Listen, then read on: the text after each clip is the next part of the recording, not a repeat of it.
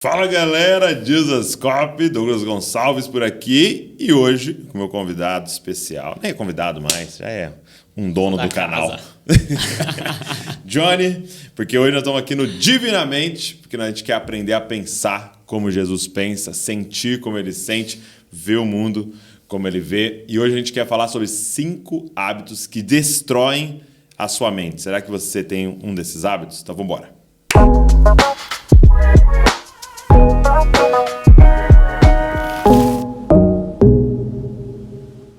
Meu amigo, vamos lá. Vamos falar para essa galera hoje sobre hábitos que as pessoas podem estar tendo que destroem a mente delas. Sim, exatamente. E a gente vai tomar como pressuposto, como ponto de partida, a raiz de toda destruição. Como é que a gente adoece? Por que a gente adoece? Então, a doença entrou no mundo por causa desse episódio que nós vamos conversar aqui. E esse episódio, ele traz também os princípios para o adoecimento no nível da nossa emoção e do nosso pensamento hoje. Então, eu vou falar de 5 hábitos que, se a gente tiver, como Eva teve naquela ocasião em que ela esteve diante da serpente, se a gente tiver aquele padrão Gênesis 3. Pensamento de Gênesis 3, a gente vai adoecer também. Então a gente já falou de hábitos, aqui tem um vídeo falando sobre hábitos para desintoxicar a mente, e hoje a gente vai ver um conjunto de hábitos que intoxicam a mente, né? Então, até o final aí, depois você dá uma olhada, assiste esse primeiro, claro, depois dá uma olhada no outro, a gente vai deixar em algum lugar para você. Bora lá então? Bora. Então, o primeiro hábito que destrói a mente foi o que aconteceu lá com Eva, Gênesis capítulo 3, quando a serpente chega para falar com ela. E o problema não é ela conversar com a serpente, ela dialogar com a serpente. Até porque Deus dialoga com o diabo, né? Muito bom. A gente vê lá em Jó que Deus troca uma ideia ali com... e pode soar meio assustador pra gente isso, mas isso mostra que nós não precisamos ter um medo de ser tentado, por exemplo. Ter um pensamento e um dardo inflamado do maligno. Nós temos o escudo da fé e a gente dialoga, de certa forma, mentalmente. É no deserto, né? Jesus na tentação. Sim, tem um diálogo. Dialoga. A questão não é o dialogar. Então, o primeiro hábito é dar ouvidos e acreditar no que a serpente, no que a cobra, nas sugestões. Então, o primeiro hábito é dar ouvido para as cobras.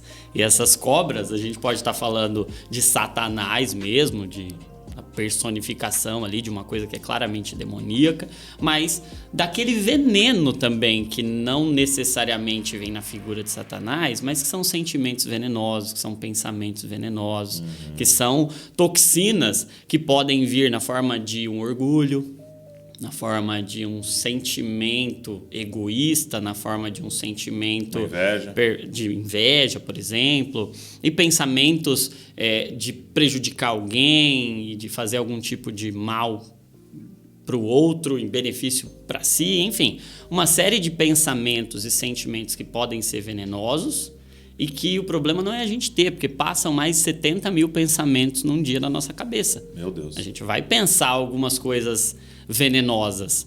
A questão não é pensar, a questão é começar a acreditar nisso. Dar ouvidos. É dar ouvidos. Então, dar ouvidos para pensamentos, para sentimentos e, por que não, para pessoas que estão portando aquele veneno. Às vezes a pessoa vem e traz uma palavra que é contrária ao que Deus pensa sobre você.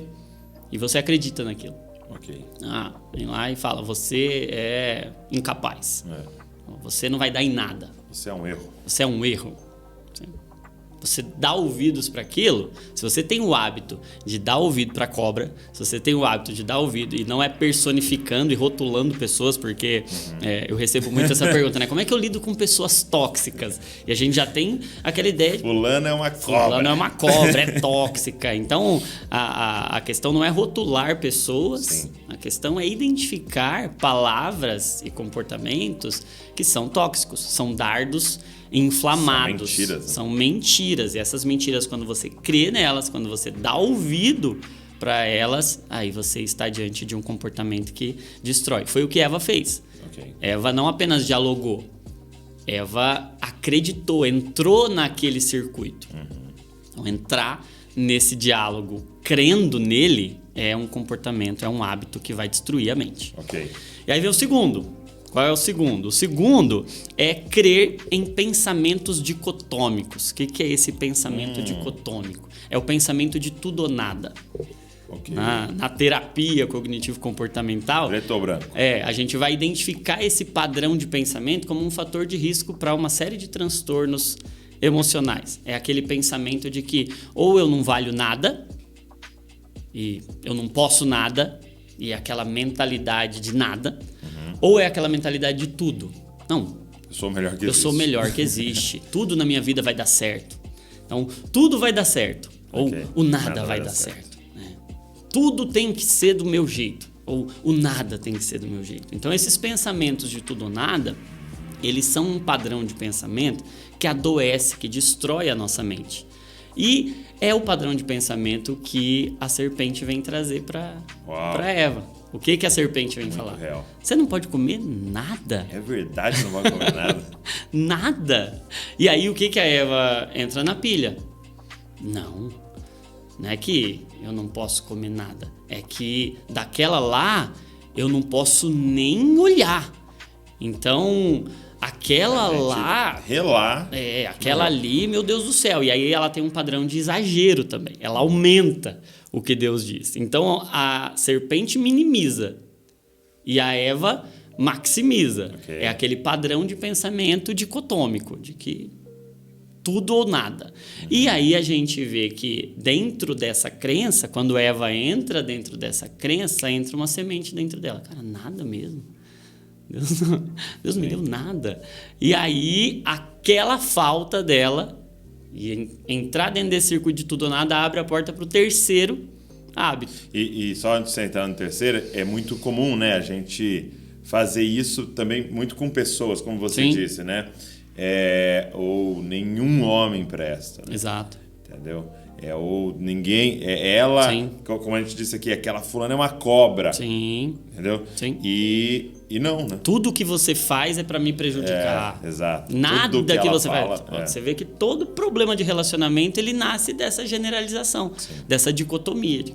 O marido vai chegar para a esposa e vai falar, você nunca me escuta. E sendo que nós todos temos momentos de cobra em que a gente abriu a nossa boca e deixou ser usado uma toxina, ali. Um veneno. E temos momentos que nós estamos falando a verdade, fazendo coisa. Então, todo ser humano é assim, né? Sim. Ter esse discernimento é importante. Então, fugir desses pensamentos. Comportamento errado. Eu percebo em consultório crenças centrais ali que a pessoa traz. Não, porque nada na minha vida vai para frente. Ela creu em um pensamento dicotômico. Pode ser que algo que você fez não tenha ido para frente, cara. Mas dizer tudo vai dar certo é um problema. Você diz, não, tudo vai dar certo.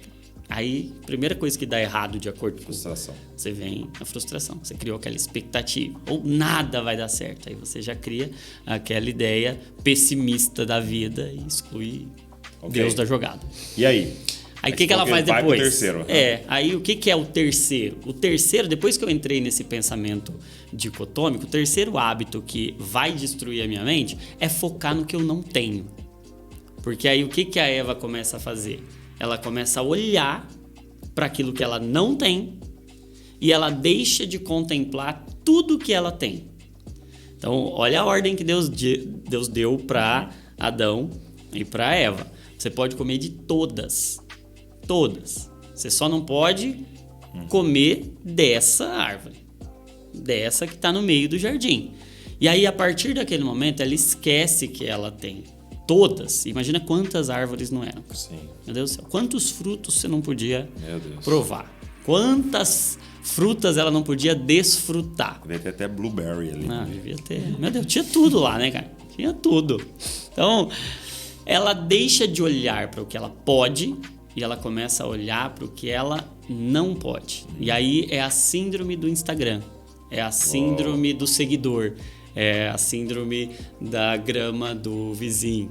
Porque aí quando você começa a olhar para o que você não tem e começa a focar, porque o problema não é saber o que o outro tem, admirar, se inspirar, isso é fato. A questão é eu focar desviar o meu olhar para aquilo que eu não tenho. E aí ela deixa de desfrutar do que tem e começa a se concentrar. E aí diz o texto que ela começa a olhar e ver que é desejável, e ver que é agradável aos olhos, e ver que aquilo, de repente, faz falta para ela.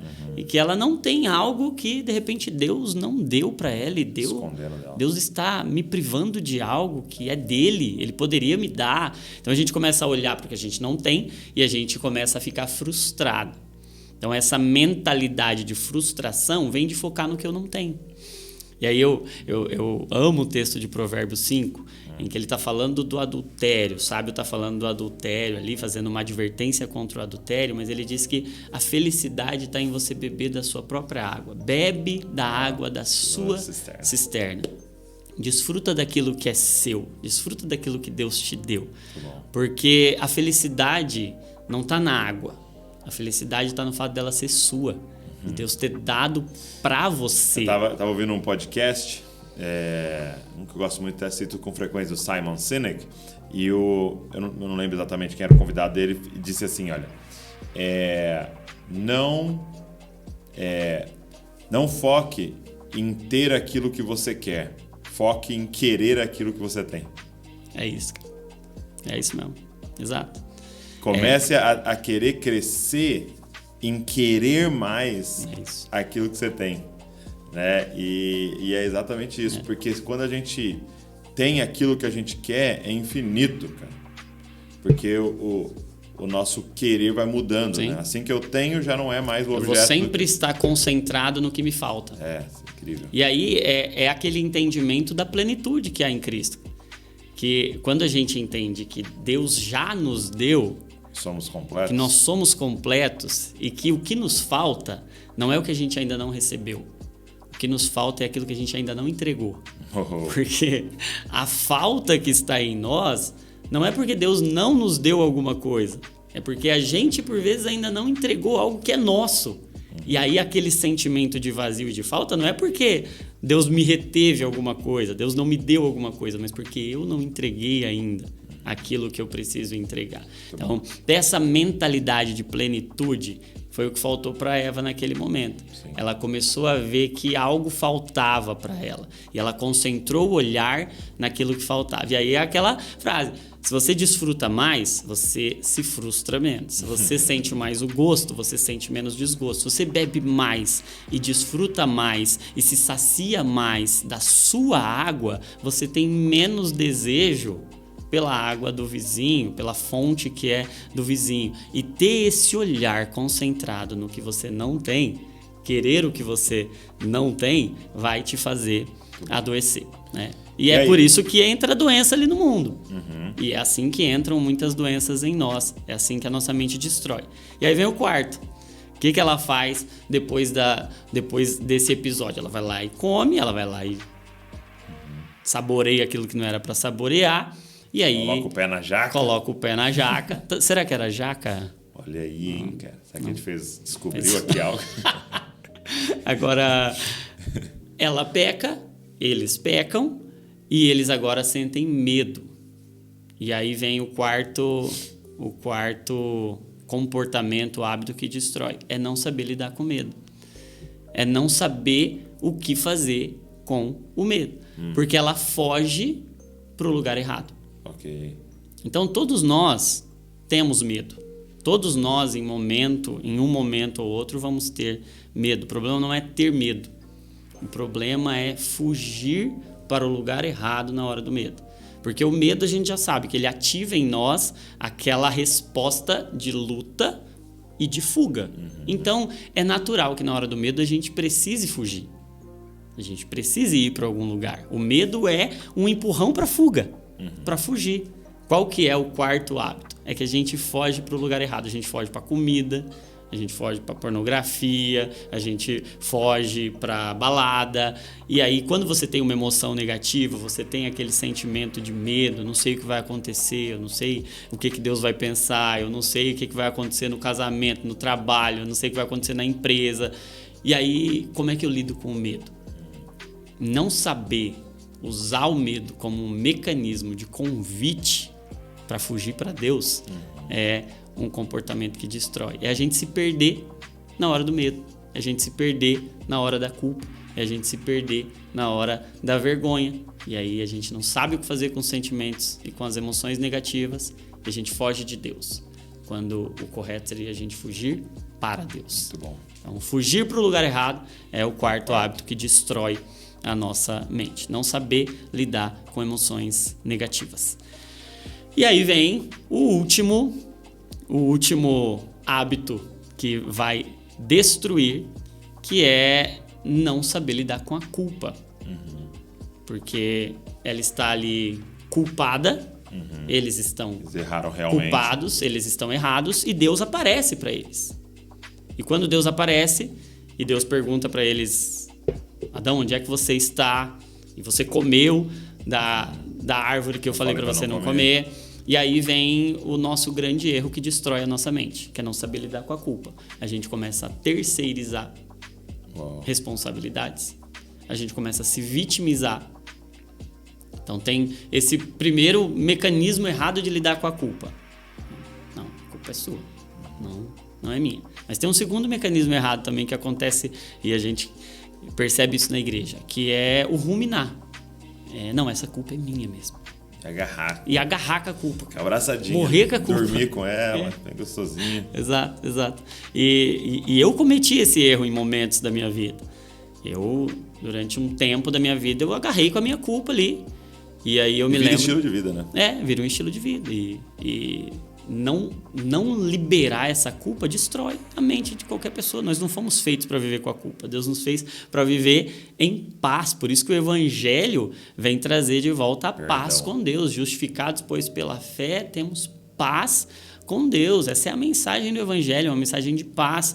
E quando a gente vive com essa culpa, a gente está destruindo a nossa mente. E aí o que a gente faz então? Como é que a gente se liberta desse mecanismo de culpa? A gente precisa inevitavelmente todos os dias desfrutar do perdão e da graça de Deus. Uma vida que tem graça é uma vida com muito mais alegria. Não é à toa que a palavra é a mesma, né? A graça é o que dá graça para a vida. Então, quando a gente experimenta essa culpa, eu costumo dizer que toda emoção negativa é uma matéria-prima.